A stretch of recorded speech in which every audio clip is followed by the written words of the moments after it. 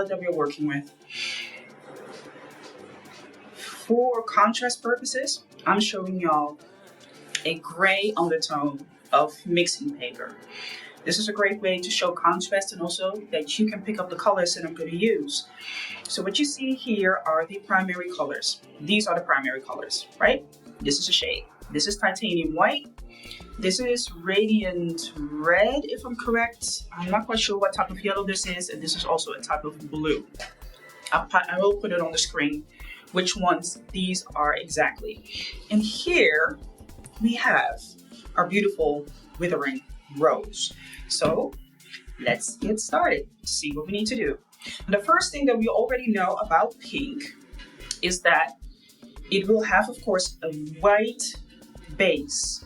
So it will be definitely a lot of white, a little bit of red, and maybe a combination of these two to come to this cooler tone of the pink. Now this is of course not completely pink. There are lighter shades. You can see here very desaturated yellow. There's a little bit of green in here, but for the purpose of the video, I want to focus on the first color that we pick up with our eyes, and maybe that you can also only pick up with the camera that you're looking with. That is the pink. So let's get started. I'm gonna take all of this white because I know pink will have a predominantly huge base with a lot of light, and I'm just gonna keep on adding little bits of the colors that we see over here. Now you can already see that little bit of red already creates this amount of pink, right? So I don't have to add any more red. This is already enough. No more red. I see I have a little bit more titanium white over here, so I'm going to add that as well.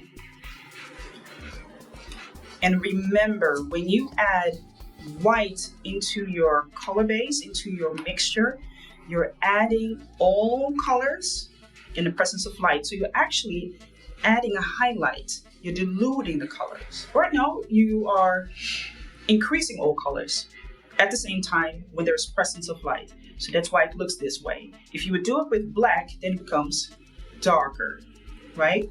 So this is kind of mixing the colors all up. Okay, now because this is pretty desaturated and has a brownish color, I will have to use a mixture of this and this. This and this, yellow and red, is orange. When I add a little bit of blue into it, then it becomes into the brown. So I'm gonna add a little bit of yellow. That is like the tiniest yellow I'm able to pick up here. This is the tiniest yellow that I'm able to pick up here. I'm gonna add it in there. So we already know red and yellow makes orange. Ooh, we're coming close, coming very close, but it's a little bit to the yellow side. All right, it's very much to the yellow side. So even that little bit of yellow was more than enough to get what we wanted. So that means I have to take the smallest amount of blue. The smallest amount. I don't even know if you can see it here. The smallest amount of blue.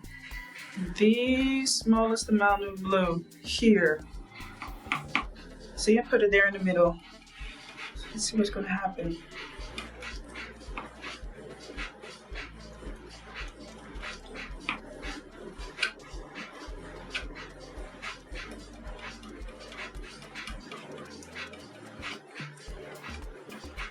So as you can see, it desaturates it a little bit. Okay. Interesting, interesting. All right, so I want to pick up the color a little bit. So I take a little bit of red, a little bit red.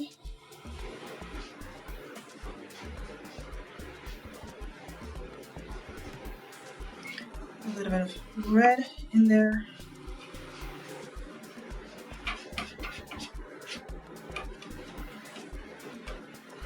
And we are coming very close. Approximately. Yeah, I think we are getting it. You see that? Definitely getting very close to it.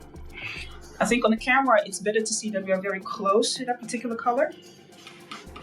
But if you would see this in real life, then you would see so many different pigments in here that for me, it drives me crazy because I don't see just pink. I see many different colors. So for me, it's driving me crazy. But for you, you might see the same thing. Or maybe you're just like me, like, oh, wait a minute. I see this type of color and I see this type of pink and I see this type of pink. Like here, it's a little bit brighter. This is not so desaturated. This is actually a beautiful saturated pink, but very soft.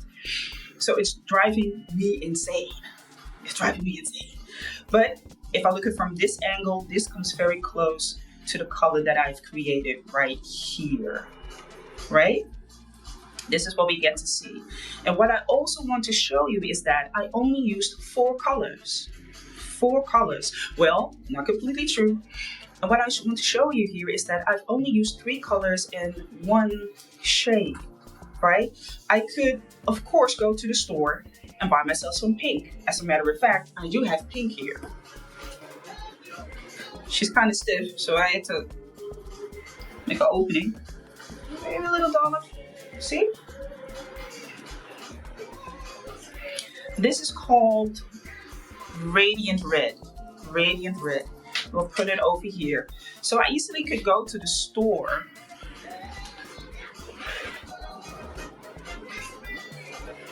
You will see it over here. I could easily go to the store and say, give me this one.